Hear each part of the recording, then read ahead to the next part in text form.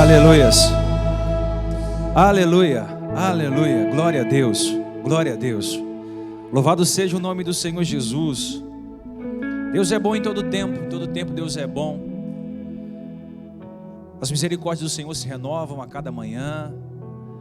Por isso nós estamos aqui hoje para louvarmos e adorarmos o nome do Senhor Jesus.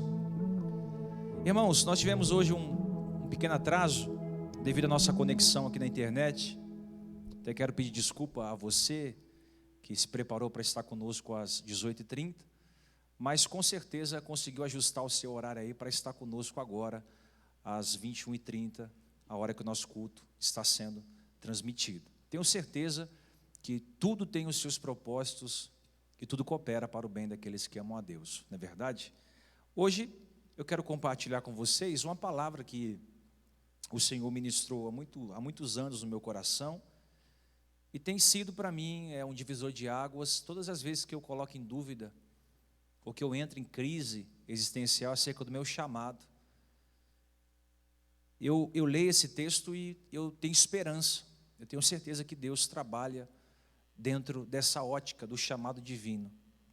Então eu gostaria que você abrisse sua Bíblia no livro de 1 Reis, capítulo 19, versículo 19.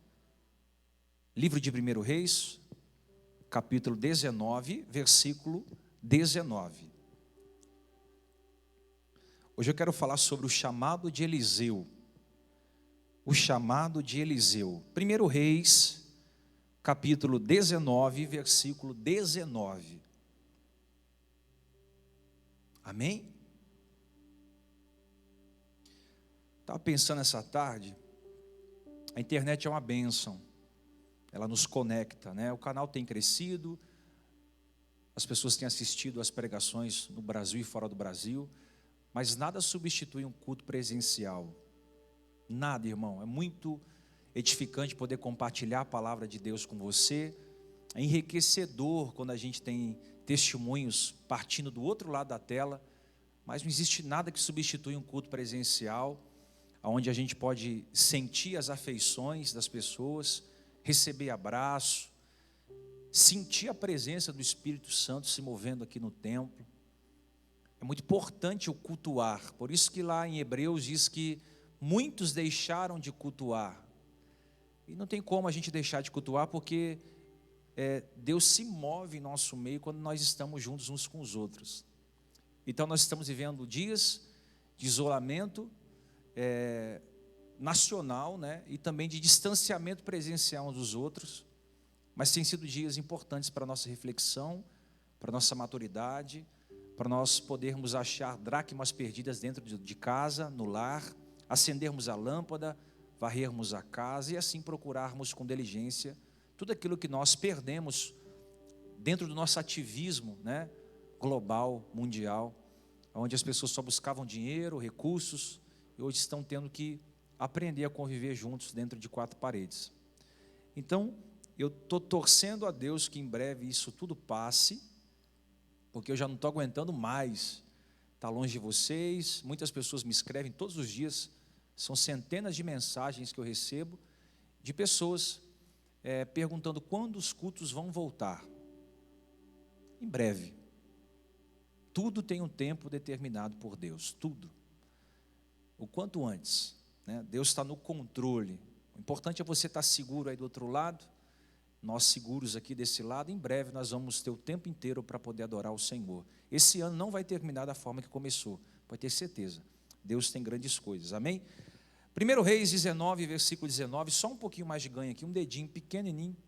1 Reis 19, versículo 19, diz assim, ó: Partiu, pois, Elias dali, e achou a Eliseu, filho de Safate, que andava lavrando com 12 juntas de boi adiante dele. E ele estava com a 12ª, e Elias passou por ela, e lançou a sua capa sobre ele. Então deixou ele os bois, e correu após Elias, e disse: Deixa-me beijar o meu pai e a minha mãe, então te seguirei. E ele disse: Vai e volta, pois que te fiz eu? Voltou, pois, de seguir, e tomou a junta de bois, e os matou, e com os aparelhos dos bois cozeu as carnes, e os deu ao povo. E comeram então, e se levantou e seguiu a Elias, e o servia. Palavra da salvação. Amém? E é bom, esse texto aqui é muito conhecido, né, por todos nós. A epígrafe do texto, a perícope do texto diz que é o chamado de Eliseu. Chamado de Eliseu. Pois bem, se existe algo que sempre me chamou muita atenção, talvez despertou a minha curiosidade em conhecer um pouco mais sobre o profeta Eliseu, foi a convicção que ele sempre teve em relação ao seu chamado. Me faz lembrar do apóstolo Paulo, quando escreve aos irmãos da Galácia, dizendo que o seu chamado, o seu vocare, havia sido totalmente destinado por Deus, não por homens. É Deus quem nos chama, é Deus quem nos capacita, é Deus quem fornece aos seus servos os dons, é Deus quem nos usa para a glória e louvor do seu santo nome. Se eu pudesse definir aqui o que é chamado, muita gente tem dúvida ainda, né? Será que eu tenho um chamado? Será que Deus me chamou? Será que eu estou exercendo de fato o meu chamado? O que é chamado? Ainda no século 21, em plena modernidade, em plena tanto conhecimento teológico, muitas pessoas têm dificuldade em saber o que é chamado. Mas se eu pudesse definir em uma frase o que é chamado, eu diria que chamado é a missão de Deus na vida do homem. Chamado é a missão de Deus na vida do homem.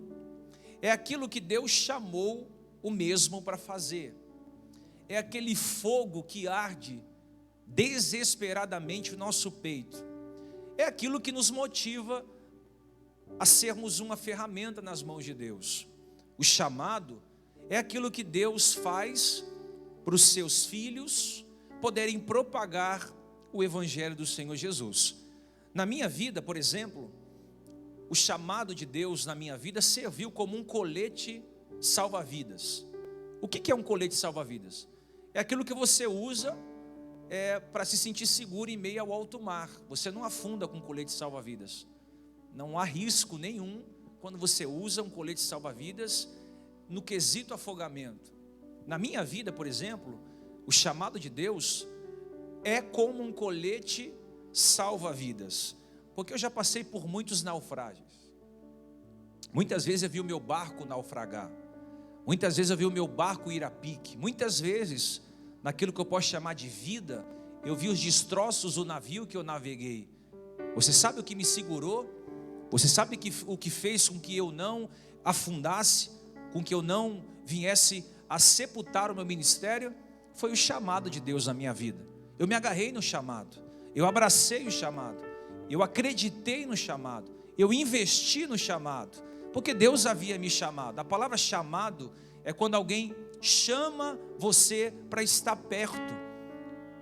A palavra chamado é quando alguém grita o seu nome, sinaliza para que você esteja perto. Então Deus hoje, Ele nos chama, Ele nos vocaciona, Ele nos direciona. É como um colete salva-vidas em você, porque você vai passar por muitas lutas, muitas adversidades, muitas provações, inúmeras tentações, variadas aflições, e o que vai segurar você é o chamado de Deus na sua vida, é a chamada de Deus no seu ministério. Se você tem chamada, você vai passar por muitas dores, muitas aflições, mas é a chamada de Deus que vai te envolver, vai te proteger. Chamada é aquilo que você agarra quando você está vendo o barco da sua vida naufragar, quando você está passando por uma adversidade muito violenta. E aí eu quero perguntar a você: você tem exercido o seu chamado? O que Deus chamou você para fazer? Você tem clareza do chamado de Deus na sua vida? Porque eu me deparo todos os dias com centenas de pessoas frustradas com Deus, frustradas com o próximo, frustradas com a igreja, frustradas consigo, frustradas com o mundo, porque estão tentando fazer algo daquilo que não foram chamados para fazer. Toda vez que você vai fazer algo que você não foi chamado para fazer, você vai se frustrar, vai se cansar, vai se decepcionar, vai se desiludir. Agora, quando você está fazendo o que Deus chamou você para fazer, Não importa se o navio vai quebrar, se vai ter água no navio, se vai ter mordida de cobra, se vai ter tempestades, se vai ter traições, se vai ter apunhalada pelas costas, se vai ter desfavor, dolo, desprezo, abandono, rejeição. Você tem um chamado. Você está amparado no chamado divino. Muita gente frustrada porque está tentando exercer um chamado fabricado pela sua própria consciência. Não foi Deus quem o chamou, foi a própria intenção natural. E aí muita gente está frustrada. 60 milhões de evangélicos estão desviados da casa do Pai, porque talvez não viveram o seu chamado conforme Deus queria, conforme Deus os chamou para fazer. Você nunca será feliz, você nunca será realizado, você nunca será pleno, se você não viver aquilo que Deus chamou você para viver. Felicidade vem na utilidade. Se tornamos felizes quando somos úteis ao próximo, a Deus, a si mesmo. Então eu creio que essa noite será uma noite que Deus vai restaurar o seu chamado. Eu profetizo que esse ano não vai terminar sem que você possa viver tudo aquilo que Deus diz que você viveria no seu chamado. Você crê nessa palavra? Você crê que esse ano vai terminar muito melhor do que começou? Você crê que você ainda vai ser uma ferramenta usada nas mãos de Deus? Então creia nisso. Em cima disso, vamos aqui tirar algumas lições que nós podemos aprender com o chamado de Eliseu. O que será que a gente pode aprender aqui com o chamado de Eliseu? Porque todo mundo que é filho de Deus tem um chamado. Eu quero pegar aqui o versículo 19. Olha o que a Bíblia diz. Que Elias achou Eliseu. Elias um dia entrou na caverna e disse: Deus, só sobrou eu. Olha isso aqui, só sobrou eu. Olha, mataram todos os profetas, só sobrou eu e eu não sou melhor do que os meus pais. Então tira a minha vida. Elias começou a ter uma visão acerca de si equivocada. Quem disse que ele era melhor que os pais dele? Quem disse que ele era superior aos seus pais? Ele passou a ter uma visão em relação a si equivocada. E aí ele diz: mataram todo mundo. Aí Deus responde a Elias: Elias, ainda tem 7.000 que não se dobraram a Baal. Tem 7.000 que ainda não entraram nessa liturgia demoníaca. Tem 7.000 que estão orando no secreto, que não se dobraram a esse sistema. Você não é o único. Você está cansado, meu filho?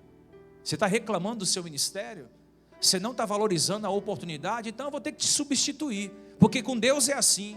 Ou você valoriza o chamado de Deus na sua vida, ou Ele te substitui. Ou você valoriza onde Deus plantou você, ou Ele te arranca. Ou você leva a sério o chamado, ou Deus coloca alguém para trabalhar no seu lugar. Ou você vive de fato aquilo que Deus diz que você tem que viver, ou Ele vai te colocar. Deus não levantou Eliseu para ajudar Elias, Deus levantou Eliseu para substituir Elias. Pega essa palavra no seu coração aí. Toda vez que você achar que o fardo está pesado demais, que Deus errou quanto à carga que Ele depositou na sua vida, Ele vai te substituir. E é engraçado que Deus sempre vai jogar um balde de água fria no narciso que habita em nós. Eu sou o último Deus. Ele falou: não, tem 7.000 ainda, meu filho. É tipo assim, você não é a última bolacha do pacote, você não é o último pregador, você não é o último cantor, você não é o último evangelista, você não é o último bispo do Brasil, você não é o último apóstolo do Brasil. Tem muita gente que está no anonimato, que está cumprindo o bom chamado de um evangelista. Tem muita gente que está no anonimato, que está cumprindo o bom soldado, o bom papel de um soldado de Cristo. Tem muita gente em um lugar do mundo que está exercendo o seu chamado. Não precisa de flashes, holofotes, câmera. De fato está fazendo. Deus falou: ó, agora você vai lá ungir Eliseu. E tem mais, você vai ungir ele no seu lugar. Eliseu? Mas peraí, Eliseu não é filho de profeta? Peraí, Eliseu não estudou na escola dos profetas. Eliseu não veio de família sacerdotal? Será que Deus não está se enganando, não? Eliseu não vem de família nobre, não usa estola, tem alguma coisa errada. Eliseu E o texto vai dizer que ele ouve. Acredito eu aqui, na minha conjectura humanista, que ele pega lá e liga o GPS dele. Onde esse cara mora? Cara, ele mora... Eita, o cara é boiadeiro, é agricultor. Ele trabalha lá com o pai dele, Safate. Beleza, o texto vai dizer no versículo 19, que ele achou a Eliseu. Você acha quando alguém está perdido. Por exemplo, você coloca aí um endereço e você está tentando achar o endereço. É porque você está procurando. Dá a ideia aqui que Elias sai procurando Eliseu. E o texto vai dizer que ele acha. Olha, o texto diz: achou Eliseu, filho de Safate, que andava lavrando com 12 juntas de boi adiante dele. E ele estava com a 12ª. Então os bois ficavam à frente e Eliseu ficava atrás arando a terra. Os bois trabalhavam e o agricultor, ele ficava guiando os bois aqui para que os bois pudessem furar a terra, para que os bois pudessem fazer o rasgo na terra para a semente ser lançada. E quando Elias achou Eliseu, ele estava lá segurando lá a 12ª de bois. Ele estava lá no final da fila. Talvez por isso que deu mais trabalho aqui para ele poder achar. Ele não estava assim na primeira junta de boi. Ele estava lá no fundo. Imagina um terreno bem grande, com vários bois arando a terra, e um homem lá no fundo, na última junta de boi. O texto vai dizer que ele estava arando na 12ª junta de bois, e aí Elias passou por ele e lançou a sua capa. Percebe aqui comigo? O que a gente pode aprender aqui? O texto é muito enfático, é cirúrgico, quando diz que Eliseu estava arando a terra. Ele estava ali preparando a terra, ele estava ali construindo um lugar para a plantação, ele estava trabalhando a terra. Eu quero que você escute isso. Eliseu estava trabalhando na terra. E a primeira coisa que eu aprendo aqui é que Deus não chama desocupados. Deus não tem compromisso com desocupados. O texto vai dizer que ele estava lavrando a terra, ele estava empurrando o arado, preparando a semente e lançando sementes. Ele estava empurrando o arado, preparando a terra e lançando sementes. Ele estava empurrando o arado, preparando a terra e lançando sementes. Segunda-feira de manhã, 5 da manhã, garoando, frio, estava lá Eliseu, empurrando o arado, preparando o solo, lançando semente. Terça-feira, meio-dia, 40 graus, estava lá Eliseu, empurrando o arado, preparando o solo, lançando semente. Estava um sol violento, estava lá o menino, empurrando o arado, preparando o solo, lançando semente. Ele estava aflito, angustiado, isolado, mas estava lá empurrando o seu arado, preparando o solo e lançando semente. Estava feliz, estava lá o menino trabalhando, empurrando arado, preparando o solo, lançando semente.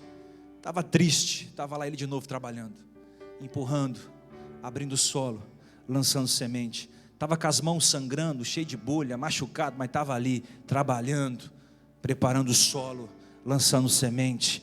Eu vou dizer algo para alguém aqui: Deus nunca vai chamar alguém desocupado. Deus nunca vai vocacionar alguém que esteja desocupado. Talvez você está com as mãos machucadas, cansado de tanto trabalhar, e é no exercício do seu cansaço, é no exercício do seu trabalho que Deus vai chamar você, que Deus vai habilitar você. Jesus chamou os discípulos enquanto eles estavam trabalhando, lembra? Ele olhou para Levi, ele disse: segue-me. E Levi deixou tudo o que estava fazendo, deixou a coletadoria de impostos para seguir Jesus. Ele chamou Pedro enquanto Pedro estava pescando, porque Deus nunca vai chamar um homem desocupado. Elias vai lá chamar Eliseu, ele está empurrando o arado, preparando o solo, e ele está lançando sementes. Só vai receber o manto quem se preparou carregando arado. Só está preparado para receber o manto quem foi fiel no arado. Só está preparado para estar em lugares altos quem foi fiel em lugares baixos. Só está preparado para crescer quem um dia aguentou lutas, adversidades e dias difíceis. Não pensa você que Deus vai te chamar, não pensa que Deus vai te enviar às nações, não pensa que Deus vai olhar para você e ver, nossa, aquele meu filho é extraordinário, é espetacular, é maravilhoso, eu vou chamar ele, vou enviar. Não, Deus não chama ninguém desocupado, Deus não chama ninguém que está nessa quarentena debaixo da cama, Deus não chama preguiçosos, Deus não chama ociosos, Deus não chama, não vou nem falar isso aqui, irmão, pra você não se escandalizar, que ainda tem alguns débeis na fé, neófitos na fé, que se escandalizaria com o que eu vou dizer. Mas Deus não chama desocupados. É no exercício do seu trabalho, é acordando pela manhã, como qualquer pessoa com medo de ser vítima da pandemia, pegando o seu metrô cheio. Você está lá no metrô cheio, lotado, indo trabalhar. Aí Deus te enxerga no meio de uma multidão dentro do metrô. É quando você acorda pela manhã e vai ganhar o pão de cada dia, que Deus vê você dentro daquele carro, dirigindo o carro, cantando canções, orando, chorando. Deus te enxerga. É quando você está no balcão daquela loja, esperando o cliente entrar para você ter dinheiro e comissão. Deus está te enxergando ali. Escuta isso aqui, meu irmão. Só estará preparado para receber o manto quem foi fiel no arado. Por mais duro que seja o seu trabalho, por mais cansativo fisicamente que seja o teu trabalho, porque você vai te concordar comigo, empurrar arado não é fácil. Você está trabalhando com bois, a sol, chuva. Irmãos, imagina as mãos de quem trabalhava com terra. Não é um trabalho fácil, mas você não vê o texto Eliseu reclamando. Não reclama do seu trabalho. Tem gente que diz, essa empresa que eu estou aqui não presta. A empresa não tem nada, não tem auxílio. Essa empresa aqui não presta não. Esse lugar não é bom para mim não. Não era para eu estar trabalhando aqui, está reclamando.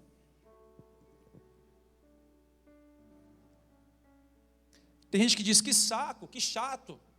Não suporto mais. Que horrível, que situação difícil. E a gente vai vivendo situações assim complicadas.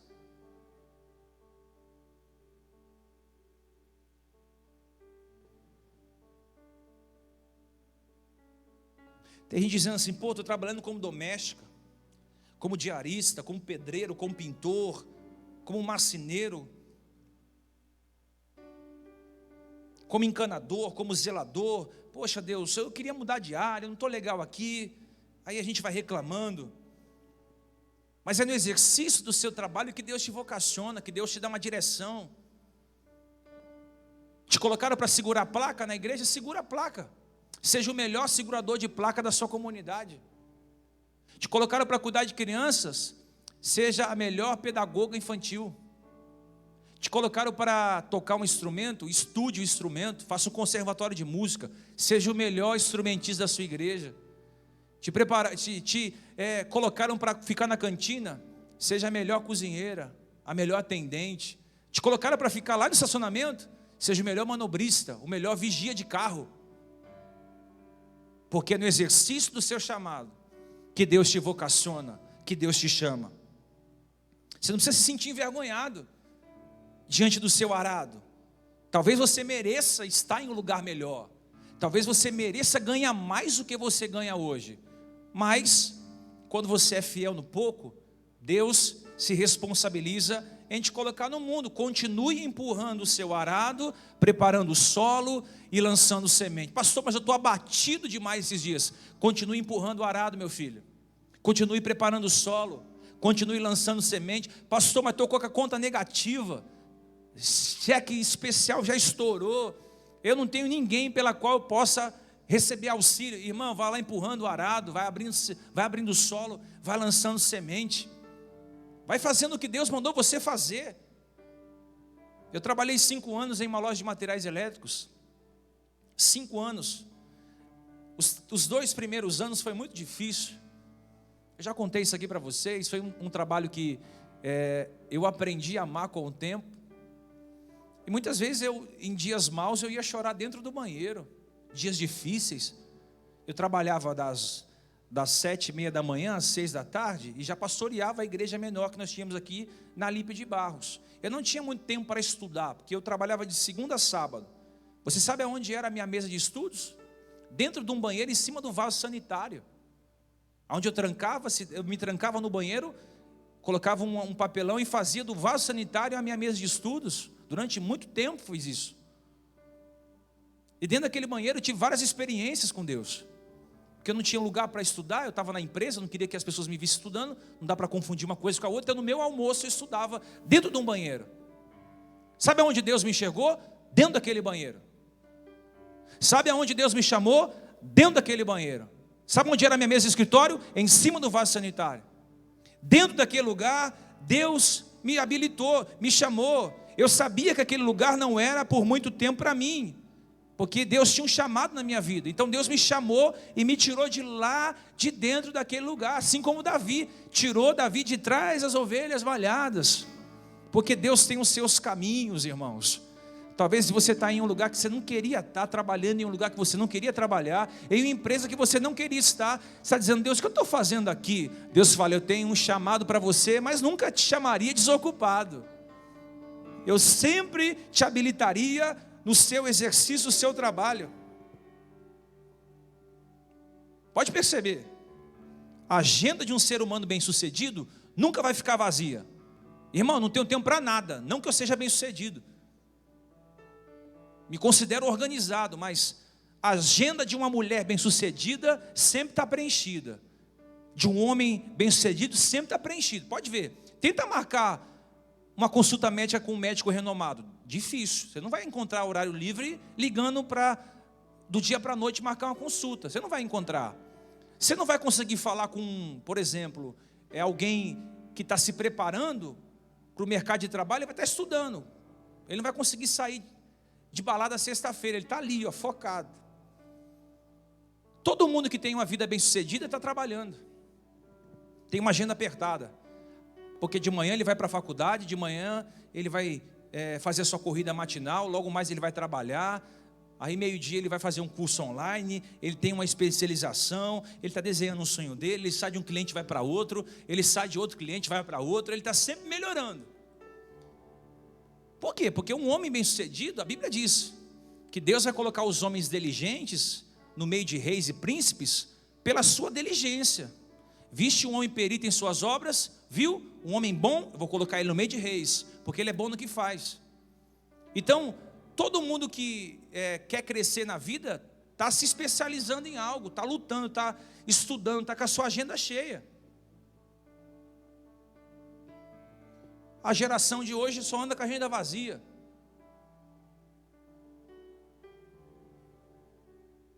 Como é que Deus vai chamar, irmãos, uma geração? Como é que Deus vai habilitar uma geração que não se compromete com a vida? Eliseu trabalhava no propósito de servir a casa do seu pai, o senhor Safate. Ele tinha um compromisso com a família. Ele tinha um compromisso de levar o sustento para a casa do pai. Então, Eliseu, ele se preocupou em levar o sustento para a casa do pai. Ele se preocupou em servir a casa, a comunidade. E está cada dia mais difícil achar filhos que queiram servir os seus pais. Porque aquela terra, acredita-se que era do senhor Safate, o pai de Eliseu. E mesmo ele sendo filho do dono da terra, ele estava arando boi lá na 12ª junta de boi. Mesmo ele sendo o herdeiro de tudo, ele estava colocando a mão na massa.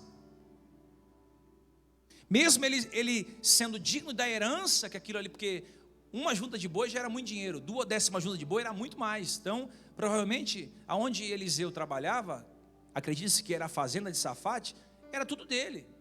Mas não é porque era tudo dele que ele não fazia nada. Ao contrário, ele estava lá no meio de todos os outros funcionários trabalhando. Infelizmente, muitas pessoas perderam o significado do que é serviço. Estão sentadas, parecendo que estão em um restaurante à la carte, esperando o garçom vir me servir. Qual que é o prato que o Senhor quer hoje? O que o Senhor gostaria de comer hoje? O que o Senhor gostaria de vestir hoje? Tem muita gente sentada na vida, estacionada na vida, esperando a vida lhe servir um banquete à la carte. Se esquece. Eu não sei se te avisaram, meu irmão, mas vou te avisar aqui. Eu não sei se te avisaram, mas o maior título do reino de Deus é o servo. E Jesus disse, maior quem serve. A gente quer ser servido em todo o tempo. Varrer a igreja, eu sou o pastor, eu sou o poderoso, ajudar minha congregação, eu sou um semideus, eu sou um anjo encarnado, ajudar minha esposa a lavar uma louça, eu sou o sacerdote dessa casa, aleluia. Ajudar o próximo, não, eu não tenho condições, cada um vive a vida que merece. A gente só quer ser servido. Filipenses diz que a gente tem que considerar o outro superior a nós. Jesus lavou os pés dos discípulos e de Judas também. Não espere as coisas fáceis caírem do céu. Não vai cair do céu, meu lindo, minha linda, não vai cair do céu. A pós-modernidade gerou filhos mimados. Filhos mimados. O que é filho mimado? É filho que trabalha para nada além do seu próprio umbigo. A pós-modernidade gerou gente preguiçosa, gente acomodada. E aí eu pergunto para você, onde está teu arado, hein? O que você tem feito com o chamado de Deus na tua vida? Qual foi o momento da sua vida que você deixou de trabalhar? Não estou falando de trabalho, eu estou falando de serviço comunitário, serviço. Servir, se sentir útil servindo alguém, se servindo meu vizinho, minha mãe, meu pai, a igreja onde eu estou, se sentir útil. Aonde é que você abandonou seu arado, meu filho?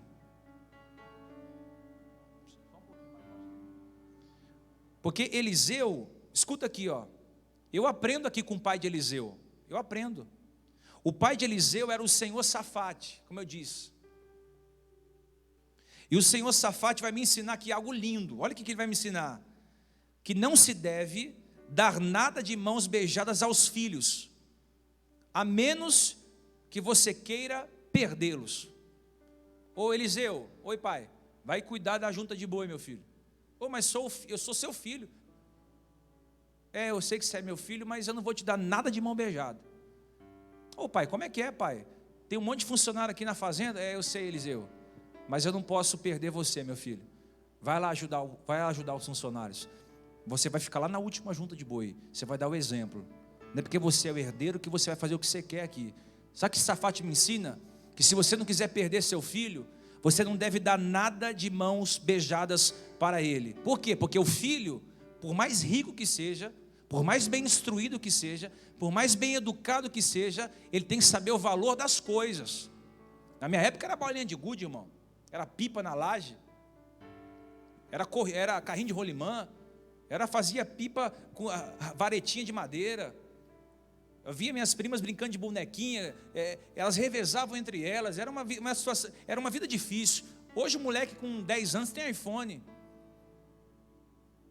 tem notebook, tem MacBook, tem um Android na mão, tem acesso à internet. Na minha época era tubaína num saquinho. Hoje o moleque quer tomar aquele sucrilho com Danone, tudo muda, tudo é diferente. Mas não é porque é diferente que a gente não tem que ensinar o valor das coisas. A gente tem que ensinar aos nossos filhos que tudo tem um preço, tudo tem um valor, para que eles não cresçam sem saber o valor das coisas, da simplicidade. Tem filho que não come carne hoje. Vai eu dizer para minha avó, quando eu morar com a minha avó, vai dizer para minha avó que eu não comia fígado, você vê a surra que eu tomava. Minha avó me obrigava a comer cebola. Você vai comer cebola, senão você vai ficar cego. Minha avó, irmão, falava, era lei. Porque cebola é bom para a vista, porque cebola é bom não sei o quê. Irmão, era 2 pedacinhos de fígado, arroz, feijão e cebola. Tinha que comer. Hoje você coloca lá um contrafilé. Irmão, é peteleco na cabeça.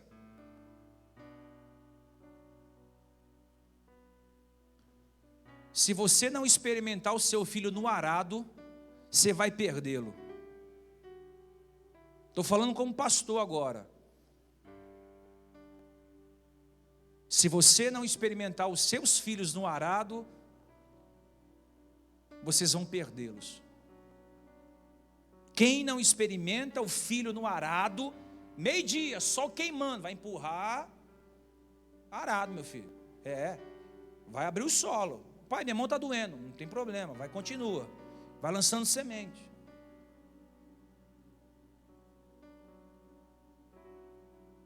Existem duas coisas que um pai pode dar a um filho, as duas coisas.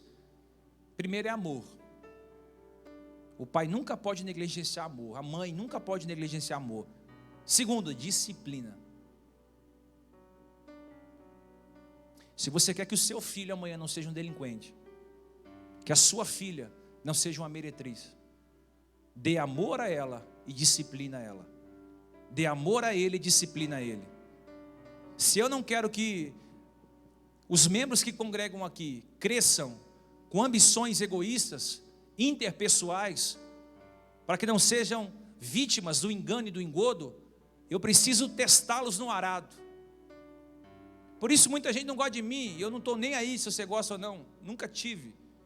Por isso tem muita gente que desistiu de estar perto, preferiu se distanciar, porque não foi homem ou mulher para empurrar o seu arado. Eu pensei que eu ia chegar aqui, eu já ia ser bispo. Vai pensando, meu lindo. Eu pensei que eu ia chegar aqui, eu já ia estar ali naquele teclado ali, ó. Não, meu filho. Porque eu pensei que eu já ia chegar arrebentando, saindo na foto igual o Washington ali. Irmão, você está longe. Tem a 12ª junta de boi para você arar, meu filho. Tem sol do meio-dia para você tomar no quengo.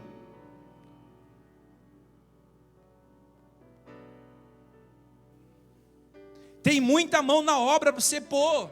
E aí? Aí Deus vai te enxergar. Por isso eu prefiro usar valores antigos, porque são valores que são inegociáveis, como esse aqui. O pastor pede assim: ô filho, vem cá querido, vem cá, chega aí negão. Você consegue assumir um lar de paz para a gente? Ih, pastor, lar de paz? Não consigo não, pastor, estou trabalhando direto. Obrigado, filhão, Deus abençoe, viu? Você pode assumir ali o ministério de criança, dar uma força ali, ser uma voluntária? Pastor, não dá não, viu? Estou meio enrolado aqui, não consigo não. Tá bom, querida, Deus abençoe. Filha, você consegue ajudar ali na livraria da igreja? Dar um suporte ali? Não consigo, pastor, estou com problema ali. Irmão, você consegue se tornar um voluntário? Você quer se tornar um voluntário? Você quer servir sua comunidade? Pastor, não sei se dá. Filho, você pode doar um dia seu de trabalho aqui para a reforma da igreja? Pastor, não estou tendo tempo, pastor. Estou trabalhando muito, 24 horas trabalhando.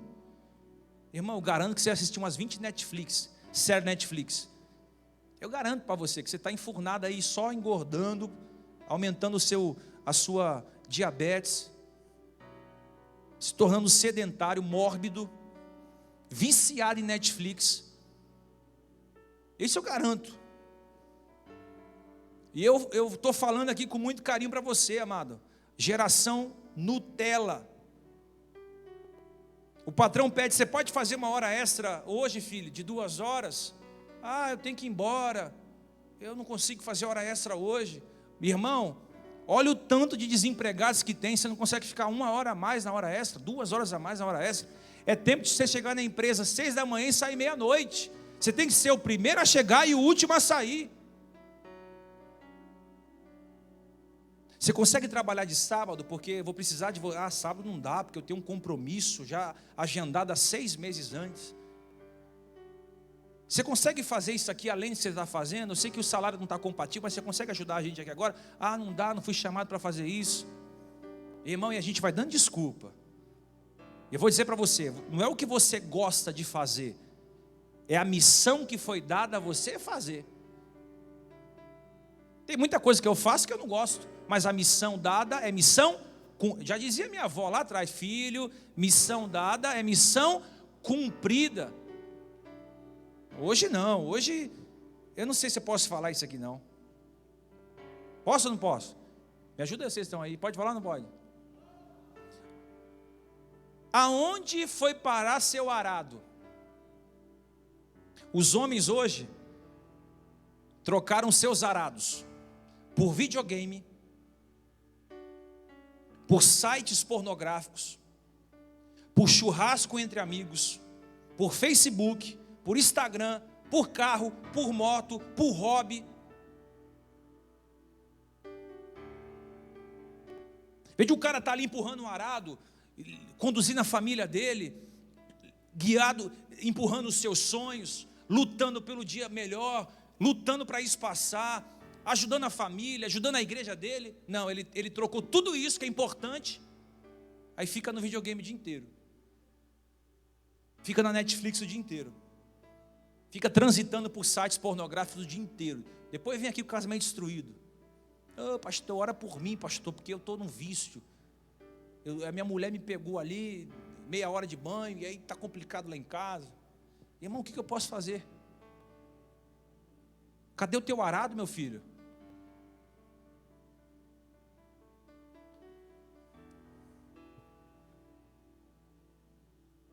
No primeiro descontentamento que você teve com a igreja, você parou de empurrar arado. O bispo me repreendeu, não quero mais servir. Elias disse, só sobrou eu. Deus falou, meu filho, tem 7.000 que não se dobrou. Primeiro descontentamento, vou pedir divórcio. Primeiro descontentamento na empresa, eu não estou sendo pago para ouvir desaforo. É assim, é a geração mimimi. É a geração de homens fracos, que desistem do seu chamado. A primeira oportunidade que eu tive de pregar na minha igreja foi depois de 4 anos que eu servi como obreiro, tomando chuva lá fora, igual os meninos aqui, tomando vento frio, abraçando gente. Tinha gente que você ia abraçar, a pessoa virava o rosto. Quem é obreiro raiz sabe disso. Tem vezes que você vai abraçar alguém ali na porta, ali com o coração, a pessoa vai assim, paz. Você tem que ter estômago, você tem que ter amor. Primeira pregação que eu fiz, irmão, eu preguei com um sapato 2 números maior do que meu pé, com um papelão embaixo. Eu trabalhei quase 1 ano com a mesma camisa de obreiro, mesma roupa, que eu não tinha roupa a usar. Sabe aonde veio a minha promoção? No trabalho. Eu vou ficar sentado no banco aqui, o bispo vai me ver. Eu ver? Irmão, eu tenho miopia, irmão. Não consigo ver, não. Eu tenho um problema na vista. Quem vê é o Espírito Santo. É quando você chega, irmão, é tão lindo aqui, você vê o pessoal chegando aqui na igreja. Olha, o pessoal montou o drive-thru ali, o pessoal higienizou a bancada, está recebendo os alimentos. Poxa, Deus está enxergando aquilo ali. O pessoal chegou aqui do louvor cedo, aqui, já preparou tudo, passou o som, está aqui. Deus está enxergando isso aqui.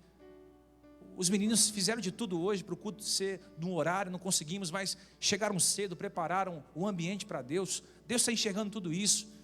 Pessoal trabalhando dia e noite aqui na construção das obras, quase 70 dias. Deus está enxergando isso. O que eu e você estamos fazendo para contribuir naquilo que eu chamo de vida? Não dá para você deixar o seu arado de lado. Você tem um chamado de Deus. Você tem um chamado. Eliseu estava trabalhando, porque Deus não chama desocupados. E o que aconteceu? Enquanto ele estava trabalhando, Deus falou, Elias, vai lá na fazenda de Safate, tem um filho meu lá. Agora eu fico conjecturando aqui, é loucura, né? Mas deixa eu pensar aqui. Imagina Eliseu ali empurrando um arado, preparando o solo, lançando semente, falando com Deus. O corpo na terra, o pé na terra, a cabeça no céu.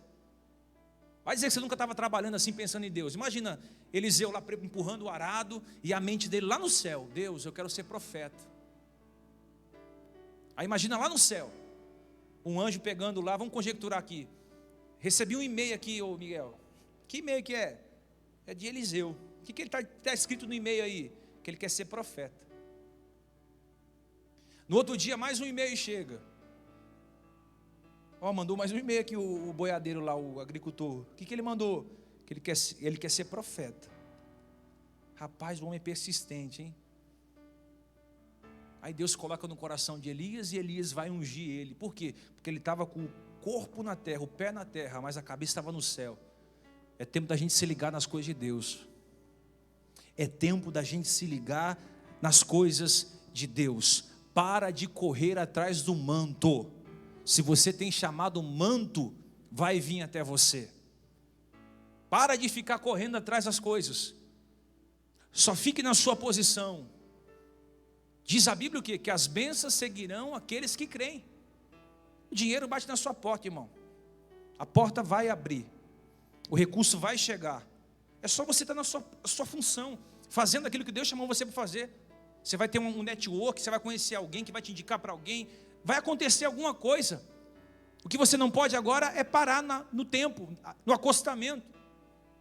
Você não pode parar. A Bíblia diz que Elias achou Eliseu. Deus também vai te achar onde você está. Se Deus me achou trancado naquele banheiro, aonde ali era o meu púlpito, aonde ali era a minha sala de estudos, Deus também vai te achar. Deus também vai te achar. Alguém vai te procurar. Olha aqui, alguém vai te procurar. Ainda essa semana, anote isso se você tiver fé. Ainda essa semana alguém vai te procurar. E alguém ainda vai te tirar da situação que você está. Eu não sei se você tem fé para isso, mas a fé é o que faz as montanhas saírem do nosso caminho. Então creia ainda essa semana. Talvez você está tão desesperançoso, tão incrédulo como um Tomé, que não está crendo mais em nada. Então Deus vai fazer você enxergar para você crer. O que o manto significava? Um novo tempo, uma nova autoridade, um novo poder. Agora olha que coisa linda. Havia 7.000 que não havia se dobrado, mas o manto era de Eliseu. Existem coisas que é para você. Ninguém vai tomar de você. É seu. Existem coisas que é seu. O manto é dado por causa do coração, não por causa das habilidades. Tem muita gente habilidoso, bom no que faz, mas o coração não é puro. Autoridade e poder virá para os puros de coração. Amém? Então a primeira coisa que eu aprendo aqui, Deus não chama desocupado. Segundo, Eliseu era um homem de princípios. Olha o que o texto diz. Elias chega, joga a capa em Eliseu e ele diz, espera um pouquinho aí, Elias, eu só vou ali dar um beijo no meu pai e na minha mãe e já volto. Olha o versículo 20, deixa-me beijar meu pai e a minha mãe, e aí eu te sigo. Beleza? É rapidinho, só vou beijar meu pai e minha mãe, já volto. Eliseu tinha um compromisso com a família dele. Ele poderia ter dito, eu orei muito tempo para esse momento chegar, vamos embora, pegar assim. Não, ele disse, deixa eu ali beijar meu pai e minha mãe, eu já volto. Se você quer viver prosperidade na sua vida, e longevidade na sua vida, você precisa aprender a honrar seus pais. Talvez existam muitos filhos aí me ouvindo. Se você quer ter prosperidade e longevidade, viver muitos anos, porque o primeiro mandamento com promessa é honrar pai e mãe, você precisa honrar os seus pais. Olha o texto diz, eu vou ali beijar meu pai. O que é isso? O beijo é a maior expressão de afeto. Ou seja, eu não estou perto do meu pai pela fazenda que ele tem. Eu não estou perto do meu pai porque ele tem a 12ª junta de boi, ele é rico. Eu não estou aqui para pegar a herança do meu pai como o filho pródigo fez. Eu tenho um compromisso com meu pai, eu tenho aliança com meu pai, eu tenho relacionamento com meu pai. Eu amo meu pai, eu amo a minha mãe. Eu não estou aqui só para comer, beber e dormir. Eu tenho vínculo afetivo com os meus pais. Eu vou beijá-los. Isso fala de relacionamento, de carinho, respeito, cumplicidade. Quantos filhos perderam a afetividade pelos pais? Perderam a afetividade pela mãe, a paterna e a materna? Nunca mais conversou com seu pai? Nunca mais sentou para tomar um café com o pai, para jantar na mesa com a família? Nunca mais pediu um conselho para o pai? Ah, meu pai está velho demais. Não dá. Irmão, o seu pai e a sua mãe é uma fonte de sabedoria para você. Se você tivesse ouvido o seu pai, você não estaria vivendo o que você está vivendo hoje. E a sua mãe também não, porque a mãe e o pai sempre querem o melhor para o filho. Tem filhos que nunca mais presentearam os seus pais. Tem filhos que nunca mais conversou com os seus pais. Tem pais que investiram na vida do filho a vida inteira. Tudo que colheram foram ingratidão. E aí, é os filhos imaturos, que não gostam de ouvir não, que não gostam de ser contrariados, que não gostam de dividir as coisas em casa. Filho maduro é aquele que é grato ao pai e à mãe. Mãe, obrigado, pai, obrigado. Olha Eliseu, eu vou ali, Elias, já volto, só vou beijar meu pai e minha mãe. Como quem diz, eu vou agradecer meu pai e minha mãe, porque se eu sou o que eu sou, é porque eu tive um pai e uma mãe. O Elias, eu já volto, é rapidinho, só vou dar um beijo no meu pai e minha mãe, eu já volto. Já pensou se a gente estivesse vivendo isso hoje? Porque tem filho que não conversa com o pai em casa. O moleque chega em casa, fica o dia inteiro na rua, chega em casa, janta, vai para o quarto. Fica o dia inteiro dentro do quarto, jogando Fortnite. Aí quando sai do quarto, vai para a rua, vai soltar pipa, vai para casa do namorado. Quando volta, oi mãe, oi pai, não tem diálogo com o pai. Mas na hora que o calo aperta, na hora que o negócio está feio, chora para o pai, chora para a mãe. A mãe, o pai, ô filho, você me ajuda aqui? Ah, pai, não estou sem tempo. A mãe, ô filha, me ajuda aqui. A mãe, não posso, vou ver o namorado, vou fazer isso, vou fazer aquilo outro, estou na igreja. Nunca tem tempo para o pai e para a mãe. Irmão, todo mundo já foi jovem, todo mundo quer viver a vida quando tem um pouco de entendimento. Mas olha, existem princípios que a gente nunca vai poder negociar. É aquela grande família que sempre se reunia no Natal. Aí o pai vem a óbito, a mãe, os irmãos se dispersam. É ou não é? A maioria das famílias é assim. Todo Natal se reunia na casa do pai, da mãe. Aí o pai morreu, a mãe morreu, ninguém mais se reúne. Todo mundo para um lado. Por quê? Porque são irmãos que nunca aprenderam a conviver juntos. Se tiver algum jovem me ouvindo aqui, honra teu pai. Pede conselho para o teu pai. Não existe ninguém no mundo que te ama mais que teu pai e tua mãe. E Eliseu honrava os seus pais e honrava o pastor dele. E aqui está o negócio. Você me permite ir lá falar com meu pai? Vou dar só um beijo nele rápido e volto. Ele não tinha problema em estar debaixo de autoridade nem dos pais e nem do seu líder ali, que agora passaria a ser Elias.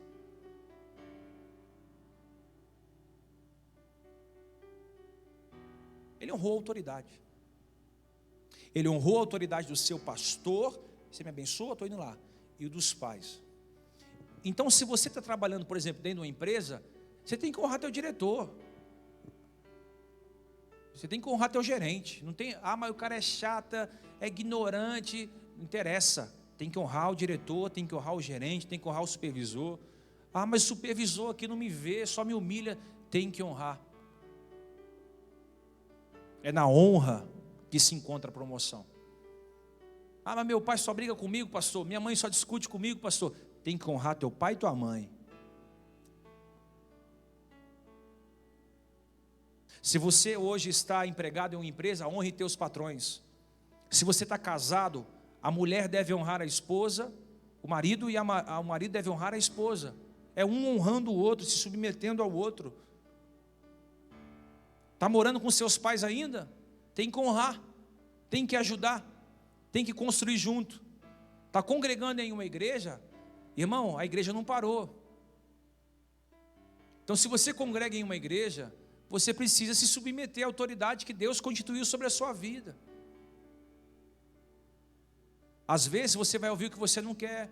Às vezes você vai ficar ali empurrando arado no sol, propositalmente, para você se tornar muito mais maduro. Não um filho rebelde. Como tem sido o seu papel de filho? Rebelde e obediente.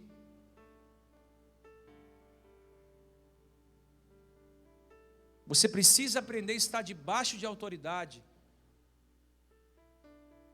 Sim, senhor, não, senhor, amém. Por mais que você não concorde, obedeça. Na obediência, a longevidade e prosperidade. E eu termino. Primeira coisa, Deus não vai chamar desocupado. Segundo, respeite princípios. Terceiro, eu vou ali e já volto. Aí vai lá, ô mãe, vem cá, pai, vem cá, agradeço o tempo que eu tive com vocês aqui. Agora Elias passou aqui, Deus ouviu minha oração. Eu estou com a capa aqui do profeta. Eu vou viver meu chamado, meu ministério. Vocês me abençoam, pai e mãe. Eu acredito que os pais ali, meu filho, que coisa linda. O profeta está lá fora. E aí você vai mesmo? Não, eu vou porque eu tenho orado muito para isso. Ele começa a conversar, acredito que os pais ali. E aí, no versículo 21, a coisa mais linda, que ele volta. Depois de ter conversado com o pai e a mãe, Eliseu está voltando, mas olha o que o texto diz, e Eliseu voltou aonde? Lá no lugar que ele estava trabalhando, lá na 10ª de boi. Ele pegou a parelha de bois, matou os bois, queimou o aparelho de arar, para cozir a carne, e a deu ao povo, e eles comeram, e depois partiu com Elias, tornando-se o seu auxiliar. Olha o que o texto diz aqui, que quando ele falou com os pais, ele voltou lá na 10ª de boi, onde ele estava empurrando o arado, preparando o solo e lançando semente. Aí ele desmonta lá o carro de boi, mata os bois, faz uma churrasqueira, vamos fazer um churrasco aqui, gente. Vamos assar aqui uma carne aqui, porque vou viver meu chamado. E aí eu aprendo com uma coisa aqui, que não dá para viver chamado deixando coisas do passado. Você vai precisar queimar o carro de boi. Você vai precisar queimar o carro de boi. Ô Elias, você vai para onde, meu? Não, o Elias veio aqui, jogou a capa em mim, eu vou seguir meu chamado. Quem olhava Eliseu, não sabia que Eliseu seria conselheiro de reis. Quem olhava Eliseu lá, na 10ª de boi, empurrando o arado, preparando o solo, lançando semente, nunca imaginaria que ele seria um homem reconhecido, que ele apertaria a mão de chefe de estado, que ele seria responsável por milagres, sinais e maravilhas. Quem olhava Eliseu ali, empurrando o carro de boi, nunca imaginaria que ele seria um conselheiro de um rei. Porque quem olha você na situação que você está hoje, nunca imaginaria ou imagina que você pode ser amanhã. Nós não sabemos o que o outro pode se tornar amanhã. Então a gente vai ter que queimar os nossos arados, para que a gente possa viver o que Deus tem para a nossa vida. Talvez o seu arado é um relacionamento mal resolvido, que fica todos os dias na sua mente ali, te consumindo, te machucando, tirando a sua energia. Tem que se distanciar disso, é queimar o carro de boi. Talvez é uma situação mal resolvida, você vai ter que voltar lá pedir perdão. Está resolvido? Queima o carro de boi. Talvez é uma palavra que você ouviu de alguém e aquilo entrou no seu coração, você vai ter que buscar reconciliação, depois queimar essa situação, continuar seguindo. Talvez o passado serve para você acessar. Espera aí, o passado eu acesso, trago lembranças, é um acervo para a minha vida. Deixa eu ler uma história para você, eu termino.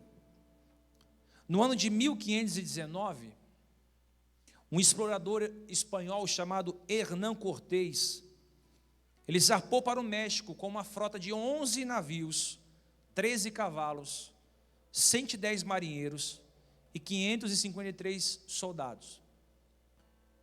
Quando eles chegaram no México, a população da cidade era aproximadamente 5 milhões de pessoas, e em média 1 para 7.541, e as duas últimas expedições já haviam falhado. Então a história diz que Cortés desembarcou a tripulação e adotou o projeto do tudo ou nada. Então quando eles chegaram na terra, a população era muito grande. Aí Cortés teve uma ideia: a gente vai ter que adotar a política do tudo ou nada aqui. Então ele pediu para que os seus marinheiros queimassem os navios. enquanto toda a tripulação assistia aquela tropa de 11 navios queimar. Removeu toda a opção do povo voltar para a terra onde eles estavam. A grande lição aqui é que quase sempre o fracasso está em recorrermos o plano B. Olha como isso é poderoso. Quase sempre o fracasso está em recorrermos o plano B. Quando se tem um chamado de Deus na nossa vida, na sua vida, na minha vida, não existe plano B, só existe plano A. Eu não tenho plano B. Qual que era meu plano B? Meu trabalho, minha profissão. Quando Deus me chamou para estar aqui integralmente, eu tive que queimar o plano B para viver o plano A. Eu tive que me ancorar no meu chamado. Lembra do colete salva-vidas? Às vezes você está falhando, fracassando, porque você tem muitos planos. Não, eu tenho o plano A, o plano B. Se fracassar ali eu tenho um plano C. Se fracassar ali eu tenho mais um plano. Irmão, só existe um plano de Deus concernente ao seu chamado. Quando o assunto é chamada, só tem um plano. Qual é? Pegar sua cruz. Venha após mim, filho, venha, me segue. Farei de você um ganhador de almas, farei de você um pescador de almas. Eu usarei você como uma ferramenta, como uma flecha na minha aljava. Não existe plano B. Muita gente parou no meio do caminho, ministerialmente, porque, vou ficar aqui. Aí vai para o plano B, vai para o plano C. É fracasso. Ele preferiu destruir o navio em busca de viver o sonho que Deus lhe deu, do que obter qualquer outro sucesso. Eu quero morrer pregando a palavra de Deus. Eu quero me doar e me gastar pregando o evangelho da graça. Ontem eu estava em casa pensando, no ano passado foram mais de 450 novas adesões aqui à igreja.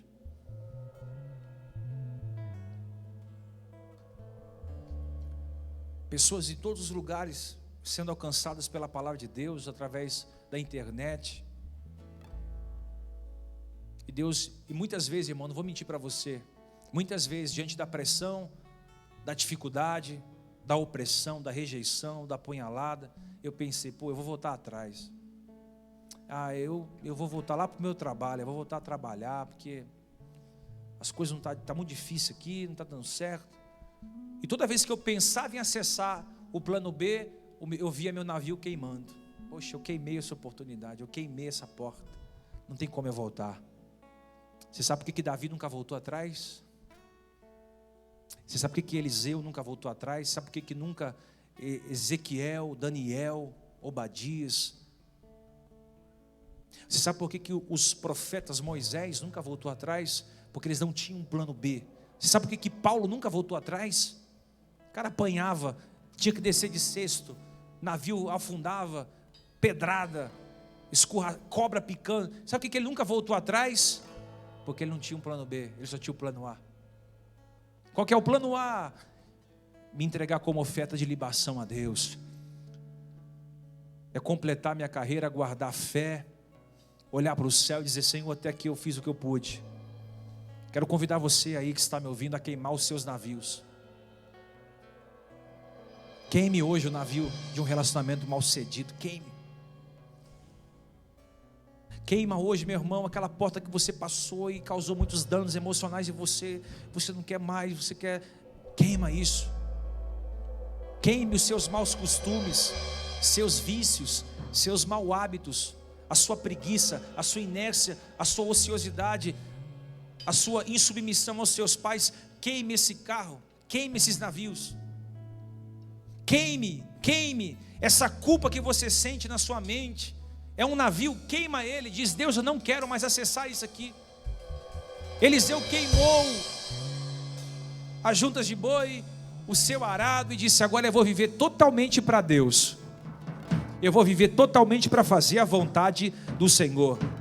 Quando você queima os bois, você está dizendo, Deus, eu não vou mais voltar para a minha vida antiga. Não tem mais opção. Irmãos, para quem foi salvo pela graça, não existe a opção voltar para o mundo.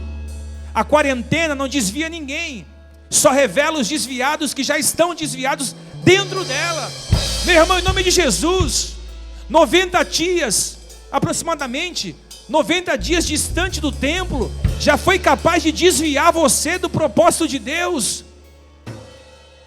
Você não pode desviar do propósito de Deus, porque as portas se fecharam, porque você está de banco por um tempo, porque as coisas não deram certo para você. Você tem que ter um plano só, e o plano é viver exclusivamente para Deus.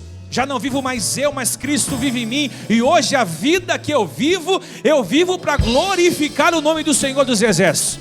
Eu não sei você, mas eu quero te dar um conselho. Deus está chamando uma geração, Deus está habilitando a sua chamada, Deus está habilitando a sua vocação, Deus está otorgando poder e autoridade, Deus está entregando dons, Deus está forjando o seu caráter, para quando tudo isso passar, você parar de dar desculpas e você ser uma ferramenta nas mãos de Deus usada. Meu irmão, você pode ser uma ferramenta nas mãos de Deus, mesmo com as portas fechadas, mesmo com a igreja fechada, mesmo sem trabalho, mesmo morando nesse bairro. Você pode de fato queimar o seu carro de boi e dizer: Deus, eu vou viver 100% para ti, 100% para ti, Deus.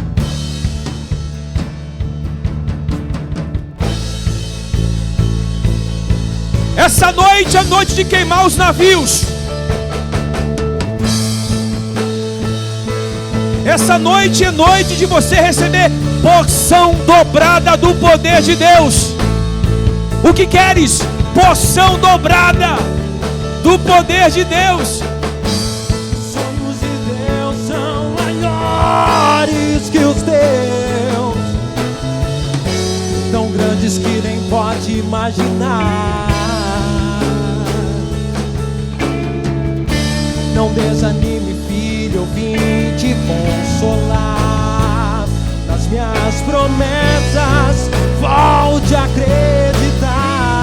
Continue empurrando o seu arado, preparando o solo, lançando semente. Continua, não para. Por isso vale a pena acreditar. Não para no dia mau. Não para na aflição, não para. O dia está chegando, eu vou te renovar. Na minha presença, tu vais prosperar.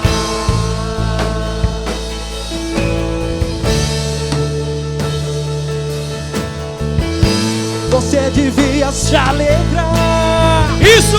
Você devia se alegrar. Desperta o dom que há em ti, reacenda o dom que habita em ti. Você devia agradecer. Cumpra o seu ministério, viva o seu propósito. Você devia agradecer. Deus está restaurando a sua chamada. Deus está colocando você de pé novamente. Ei, Eliseu, Deus vai honrar o teu arado. Deus vai honrar a preparação do solo. Deus vai honrar sementes. Aquele que caminha chorando e lançando sementes, ele carregará consigo os seus sonhos. Bem-aventurados que choram.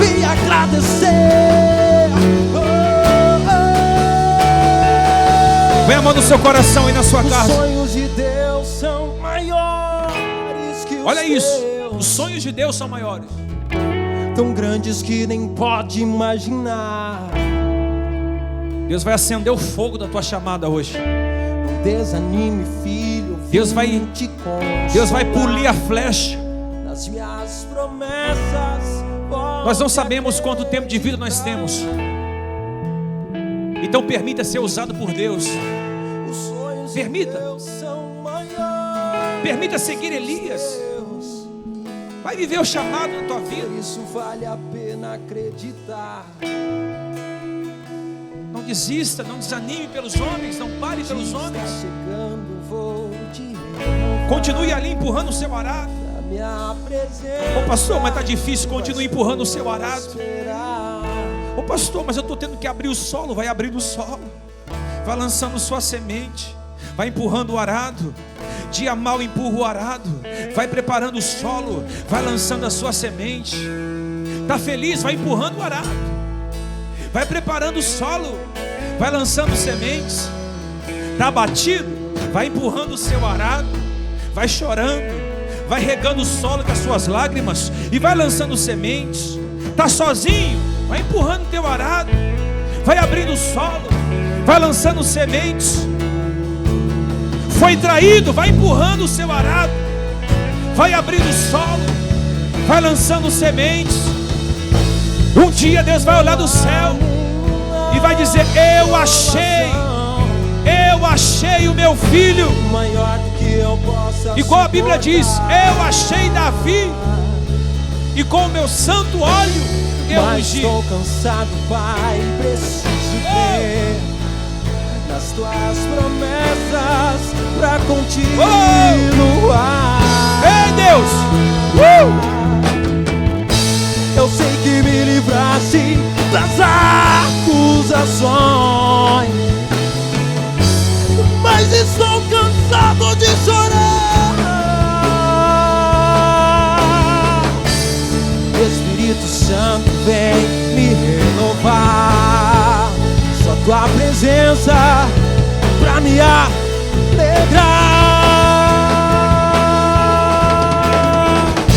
Os sonhos de Deus são maiores que os teus, tão grandes que nem pode imaginar. Não desanime, filho, eu vim te consolar. Nas minhas promessas, volte a acreditar. Os sonhos de Deus são maiores que os teus, por isso vale a pena acreditar. O dia está chegando, eu vou te renovar. Na minha presença, tu vais prosperar. Tu tem promessa de Deus? Então, se você quiser viver a promessa de Deus, você vai ter que queimar seus navios, queimar os seus carros de boi. Você vai ter que viver para o seu chamado. Você pode ser empresário, você pode ser estudado, você pode ser doutor, você pode ser poliglota, você pode ser o que for. Não existe nada mais edificante do que você, no exercício do seu chamado, glorificar o nome do Senhor Jesus. Deus está acendendo a tua chamada, irmão. Eu quero morrer pregando o Evangelho, eu quero me desgastar sendo uma ferramenta nas mãos de Deus. Não tem como ficarmos longe da presença de Deus. Se construirmos nossa casa no mais profundo, Ele estará lá. Se edificarmos nossa casa no mais longe, Ele estará lá. Não adianta se escondermos da presença de Deus. Use o resto de vida que você tem para que a sua vida seja um sermão, uma pregação. Eu termino aqui dizendo o seguinte: que depois que ele queimou os carros de boi, ele se aparelhou a Elias, e o texto diz que ele o seguiu e o serviu.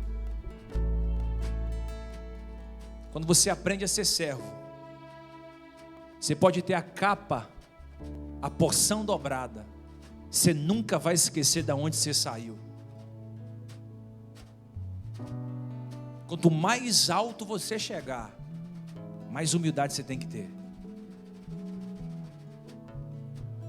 Quanto mais dinheiro você tiver, mais humildade você tem que ter. Quanto mais autoridade você tem que ter, você tiver, mais humilde você tem que ser. Quanto maior for a sua igreja, mais cheiro de ovelha você tem que ter. O texto diz que ele seguiu e serviu. Que Deus nos use no meio dessa quarentena para servir quem precisa, em nome do Senhor Jesus. Amém? Amém, amados? Glória a Deus. Eu espero que você tenha sido edificado por essa palavra maravilhosamente. Um louvor incrível. Está uma bênção aqui na comunidade. E para a gente partir para o fim, eu tenho aqui rapidamente uma palavra de oferta ao seu coração. Eu vou pedir para que você prepare a sua oferta, prepare o seu dízimo. Talvez nesses últimos dias, você, como qualquer pessoa, tem ficado preocupado. Como é que a gente vai fazer, né? Como é que a gente vai fazer?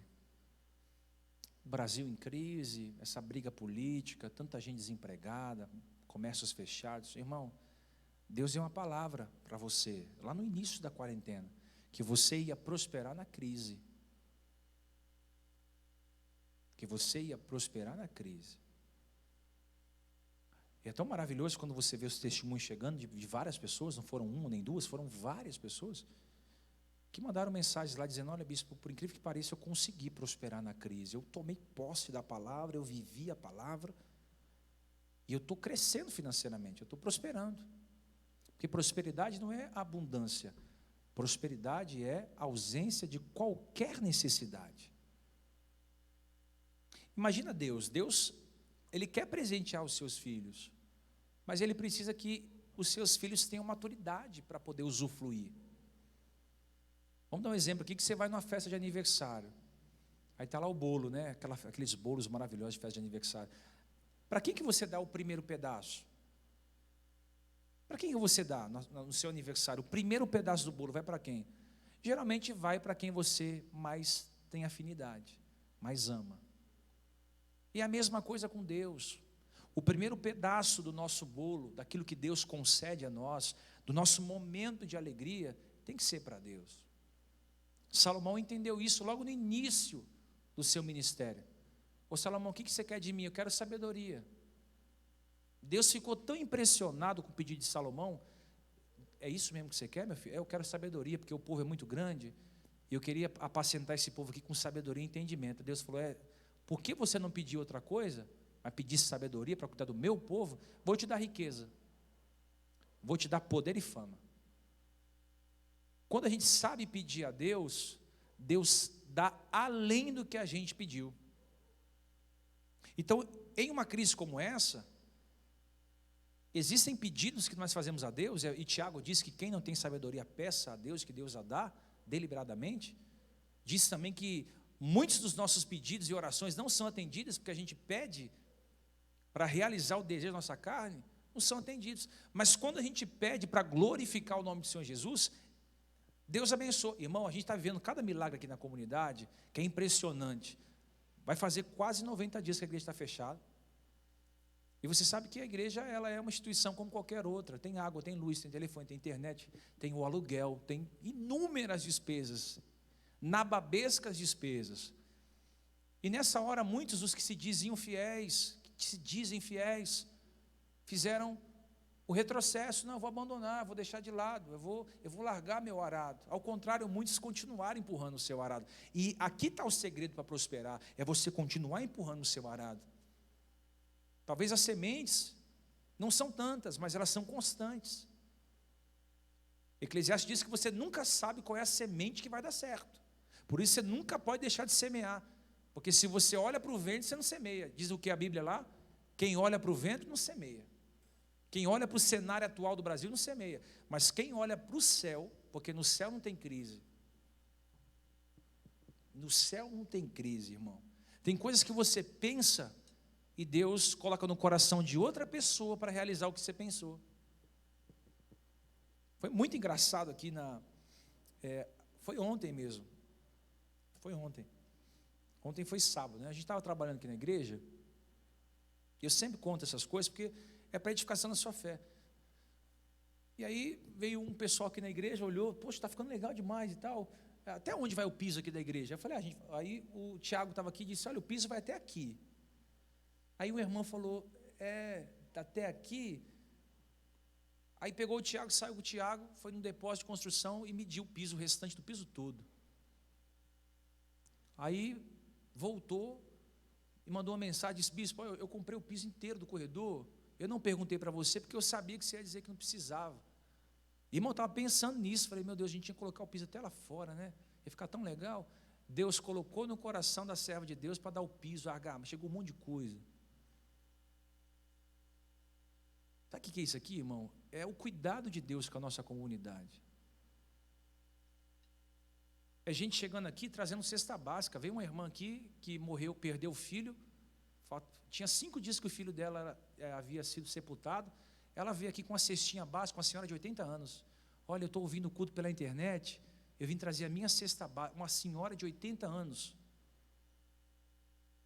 80 anos trazendo uma cestinha básica para a igreja.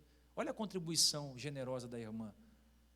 Irmão, E ela disse, olha, eu pedi meu filho, mas eu quero contribuir com essa obra, eu sei que é pouco, tem aqui um litro de óleo, 1 quilo de arroz, 1 quilinho de arroz, pouca coisa, mas o pouco com Deus é muito, né, meu filho? Aí eu comecei a conversar com ela, e ela disse, eu queria falar com o bispo dessa igreja aí, e era eu, de máscara e boné. Eu disse, é mesmo? E eu comecei a conversar com ela, ela disse, poxa, rapazinho abençoado. Eu falei, sou eu mesmo. Aí ela começou a chorar, estava muito sentida pela morte do filho dela. E aí eu vejo a generosidade, né, do pouco que cada um vai fazendo, a gente faz o muito. Deixa eu agradecer aqui, irmãos, eu quero agradecer a todos os que estão sendo fiéis nesse tempo. Se não fosse você, a igreja não estaria da maneira que está. Obrigado a você que fez o que pôde, contribuiu com a sua oração, contribuiu com a sua presença, contribuiu com o seu dízimo, a sua oferta. Tem contribuído todos os meses, não deixou de ser. E você pode perceber que Deus também não vai deixar faltar na sua vida. A Bíblia diz que quem honra o Senhor com as suas primícias, quem honra o Senhor com todos os seus recursos, terá celeiros cheios. Talvez os nossos celeiros estão vazios, porque a gente sempre barganhou com Deus. Esse mês eu dou, mês que vem eu não dou não. Esse mês eu faço, mês que vem não. A gente não tem uma constância. Então, em nome de Jesus, eu falo para glorificar a Deus e a tua fé. Permita a Deus mostrar para você o que Ele pode fazer na sua vida financeira. Aceite. Não dizime para você ser abençoado. Bispo, então vou dizimar, porque a quarentena está assim, essa crise, eu quero ser abençoado. Não faz isso. Não dizima, não faça. Faça porque você já é abençoado. Deus me abençoa, então eu faço. Eu não faço porque o bispo pediu. Não faça isso, nunca faça isso. Crie as suas experiências com Deus. Fala, Deus, eu estou aqui semeando, eu queria ver milagre na minha vida. Eu queria ver de fato mesmo se isso é verdade. E aí você vai desenvolver experiências com Deus, suas. Para quando você estiver conversando com um parente seu, você dizer, olha, Deus mudou minha vida. Na quarta-feira, um casal me chamou aqui atrás e disse assim para mim, bispo, há 1 ano atrás a gente veio para essa igreja, a gente não dizimava nem ofertava. E a gente começou a ser dizimista. Começamos com um pouco, e aí a gente foi semeando mais. Nós tínhamos uma dívida no cartão de crédito há 8 anos, 8 anos uma dívida. Nunca conseguimos pagar essa dívida. Era uma bola de neve. Depois que a gente começou a ser fiel a Deus, a gente conseguiu quitar essa dívida, ao testemunho. Trocamos o nosso veículo e ainda saiu o consórcio da nossa casa e ainda guardamos dinheiro. Foi uma experiência daquele casal que surtiu efeito para a vida deles, a fidelidade. Então, às vezes, o que falta para você é você ter a sua experiência financeira. Eu sei quem é Deus, irmão, eu pode ter certeza. Eu brincava com os meninos que o recurso, a prosperidade, diz a Bíblia, ela vai correr atrás da gente. É só você se ver livre do dinheiro. Ele é um bom servo, nunca pode ser o seu senhor, nunca. Então, em nome de Jesus, se você puder fazer sua oferta, faça. Pastor, eu tenho que pagar minha conta de luz e de água, eu estou desempregado, minha mulher também. E, meu lindo, faça o que você tem que fazer, cuide da sua família, da sua casa. Primeiro a sua casa, amém? Eu nunca vou pedir para você fazer o que você não pode, nunca, amém? Você tem que cuidar dos seus filhos, da sua esposa. Mas olha, escute isso aqui. Existem ofertas que você faz que mudam o seu cenário, muda o ambiente da tua casa. Muda. Diz a Bíblia, honra o Senhor com as primícias, celeiros se encherão, amém? Vai aparecer para você rapidamente, para a gente terminar, 2 contas bancárias, o Itaú e o Bradesco. Você pode fazer diretamente na conta da igreja, e aí você será edificado também, fazendo um TED, uma transferência, o que você puder fazer, você pode. Pastor, eu posso levar aí na igreja? Pode levar aqui. Eu estou a semana inteira aqui, depois das 10 da manhã, eu estou aqui até às 7 da noite. Você pode passar aqui, vai ter pastores, se não tiver eu, está o pastor Natan, está o pastor Diego, está o os demais amigos, tem obreiro aqui trabalhando também, você pode deixar aqui com a gente. Se você quiser ir ao banco também, você pode fazer isso ao banco, tá bom? Se você quiser vir na quarta-feira, antes do culto, a igreja está aberta já a partir das 19 horas, você pode passar aqui também, dar um oi para a galera, e você pode fazer a sua oferta, tanto da oferta do dízimo, tanto o seu mantimento. Agradecer você que tem trago aí os seus mantimentos, né? Tem bastante mantimento chegando aqui. Então, uma benção esse drive-thru. Obrigado. A igreja é muito solidária. Nós vamos sair dessa situação muito mais forte que nós entramos. Eu não tenho dúvida de que nenhuma ovelha daquelas que o Senhor concedeu esse ministério se perderá. O diabo tem investido contra muitas pessoas que estão à beira da depressão, ansiedade. Acabei de receber uma mensagem agora do irmão que pediu para eu estar orando por ele, estava quase subindo para pregar, que estava tentando tirar a vida dele, devido a uma situação familiar. Então, mas em nome de Jesus, aguenta firme. Você não pode ser viciado na estrutura, isso aqui uma hora vai cair. A gente vai ser tomado aos céus. Aguenta mais um pouco. Se a gente tiver que aguentar mais uma semana, mais 15 dias, mais um mês, em breve a gente vai estar tudo resolvido. Amém, amado? Então, talvez a gente consiga retomar a partir do mês que vem, não sei. Só Deus sabe. Nós vamos voltar debaixo de obediência. Amém? Ah, pastor, mas a igreja do lado da minha casa abriu. Problema do pastor lá. Ah, fulano abriu também. Respeitamos todas as igrejas, mas eu fui orar a Deus e Deus ainda não trouxe paz no meu coração. Então, na hora que Deus colocar paz aqui, chegou o tempo da gente estar reunido. Até porque a gente tem que se precaver mesmo, né? A fé não imuniza a gente de irresponsabilidade. Todo irresponsável não terá imunização de fé. Tem que agir com responsabilidade. E eu tenho que dar conta da sua vida a Deus. Então, em breve a gente vai voltar, tá ok? Só os recados rapidamente, para a gente terminar. Nós vamos ouvir essa última canção e terminamos. Quarta-feira agora a gente vai ter o quê? Nós vamos ter o nosso seminário de casais. Vai ser às 20 horas, se assim Deus quiser. Pedir perdão mais uma vez para você que acessou às 18h30 e não conseguiu assistir o culto, devido a uma falha na conexão da internet. Estamos todos preparados, estávamos, né, para passar no horário, mas Deus sabe os seus propósitos. Mas com certeza na quarta-feira já vai estar funcionando normalmente, às 20 horas, para nós realizarmos o nosso seminário para casais, ok? Coloca lá a esposa do lado, o marido do lado, tem alguma amiga que está com crise no casamento, assista o seminário. Nós vamos abordar vários assuntos: sexualidade, infidelidade, casamento a dois, aliança, enfim. Vamos falar de família, né? Então, é bom que você escuta uma palavra como essa, alinha seu casamento, reaviva a chama, né, da sua sexualidade, da sua aliança, para que você consiga aí perdurar por uma década, um milênio, aí, sei lá, com Cristo e com a sua família. Nós vamos viver com a família até a morte nos separar. Assim, eu creio que eu vou estar casado até a morte me separar. Amém? Então, Oficina do Amor, quarta-feira agora às 20. Oficina do Amor, quarta-feira agora às 20. Tá bom?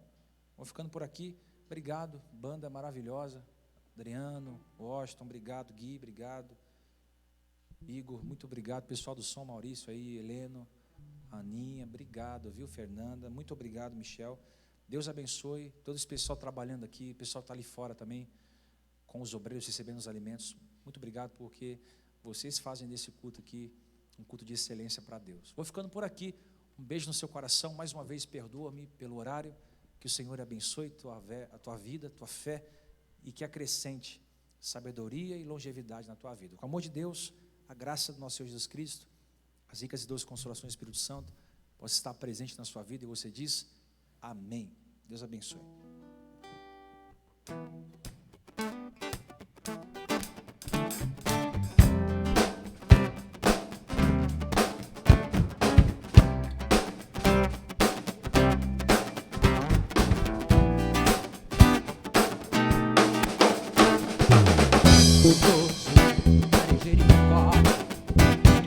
Vem com Josué lutar em Jericó. Vem com Josué lutar em Jericó. E as muralhas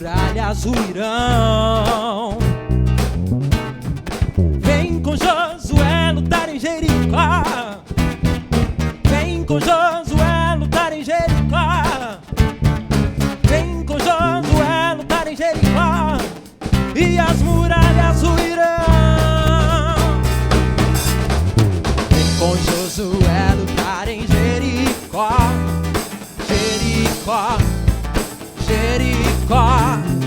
Vem com Josué lutar em Jericó, e as muralhas ruirão. Suba aos montes devagar, suba aos montes devagar, que o Senhor vai guerrear. Cerque os muros para mim, pois Jericó chegou ao fim.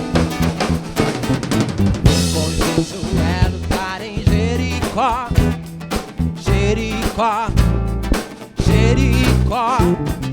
Vem com Josué lutar em Jericó, e as muralhas